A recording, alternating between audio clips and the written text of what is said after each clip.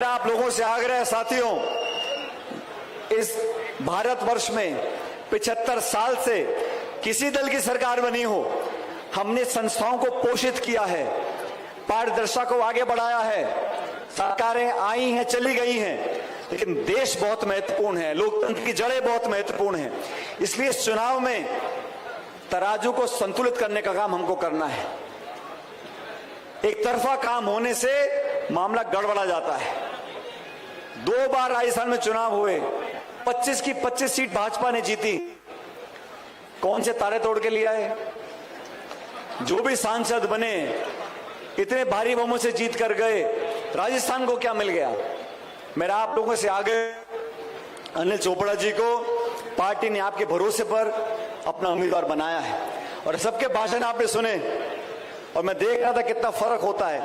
मैंने पूछा अनिल जी से कि आप छात्र संघ के अध्यक्ष कब बने थे? 2014 में, 10 साल पहले। लगातार तब से कांग्रेस पार्टी के लिए काम किया है, पार्टी ने जिम्मेदारी दी अलग अलग राजस्थान के राज्यों में, अलग अलग जिलों में, लेकिन इस बार चुनाव में सबकी सलाह करने के बाद एक व्यक्ति को टिकट मिला है। मैं आप सबसे आग्रह करूंगा, खासकर नौजवानों से, और 36 गांव में, ये बहुत बड़ा क्षेत्र है, मानसूर से झोटवाड़ा, इतना लंबा क्षेत्र है, इतना बड़ा इलाका है, यहाँ उम्मीदवार हर गांव ढाणी में नहीं पहुंच सकता। ये चुनाव तो आप लोगों को लड़ना पड़ेगा, कांग्रेस संगठन को लड़ना पड़ेगा, हमारे मंच पर तमाम नेतागण बैठे, हम सब मिलकर लड़ेंगे। और मैं देख रहा था समय कैसे बदलता है। प्रशांत जी अपना भाषण दे रहे थे हमारे विधायक आमेर से और मैंने प्रशांत जी के पहले कुछ भाषण सुने, लेकिन विधायक बनने के बाद थोड़ा एक अलग आदमी के भाषण में आ जाता है। तो कितनी चतुराई से, और प्रशांत जी ने ठीक कहा, नाम के पीछे क्या लेगा फर्क नहीं पड़ता, इंसान के दिल में क्या है उससे फर्क पड़ता है। और प्रशांत जी ने अपने छोटे भाई का जो आशीर्वाद दिया, वो कोई जाति विशेष, गोत्र, धर्म के नाम पर नहीं है, कांग्रेस का परिवार है। ये मनीष जी बैठे हैं, इनको पार्टी ने मौका दिया, कामयाब नहीं हुए, पार्टी ने दोबारा मौका दिया, रिकॉर्ड बनाया है। मैं तो चाहता हूं आप सब लोग इस शाहपुरा के नौजवान विधायक के लिए जोरदार तालियां बजाओ। ये इतने बहुमत से जीते हैं कि मुझसे ज्यादा बहुमत लेके आए हैं, 70,000 वोट जीत के। हम सब लोग जो हैं कांग्रेस पार्टी के, आप सब की सेवा करने के लिए आज यहाँ बैठे हैं।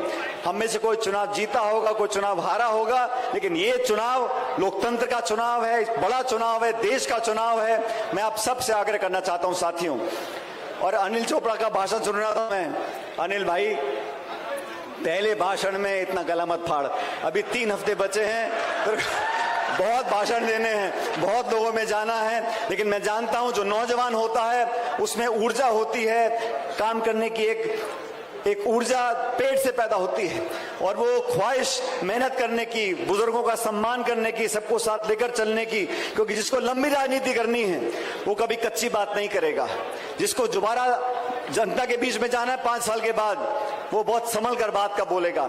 और मैं इतना जानता हूं कि हम सब, ये चुनाव बड़ा चुनाव है, अभी दूसरी पार्टी के नेता भी आएंगे, लटके झटके लगेंगे, लंबे लंबे भाषण होंगे और हार ऐसे ऐसे भाषण होंगे, लेकिन आप सबसे कहना चाहता हूं, 2 बार बहक गए भाषण में, इस बार बहकना मत, इस बार हाथ का निशान है, पन्ने पर वोट डालनी है।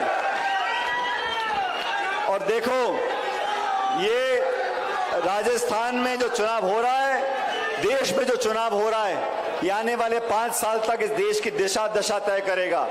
36 कौम के साथियों को बोलना चाहता हूं, यहाँ पे बहुत सारे बुजुर्ग लोग बैठे हैं, और मैं स्वागत करना चाहता हूं जिन साथियों ने आज कांग्रेस पार्टी में शामिल उनको किया है। यादव साहब का, सैनी साहब का, आपका बहुत स्वागत करता हूं, और आप सब साथियों से प्रार्थना करता हूं कि आप से लेकर 19 तारीख तक हम सब मिलकर कांग्रेस पार्टी की मेहनत करें, कांग्रेस पार्टी को विजयी बनाए, और अनिल चोपड़ा जी को हाथ के निशान पर बटन दबाकर जोरदार हाथ खड़े करके बताओ, जोरदार नारा देना मेरे साथ, कांग्रेस पार्टी। ऐसे नहीं, ये हम नामांकन पे आए हैं एक संदेश देने के लिए।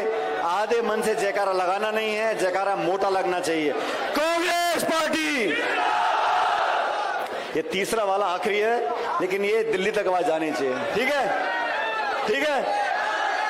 कांग्रेस पार्टी, बहुत बहुत धन्यवाद। राम राम साहब।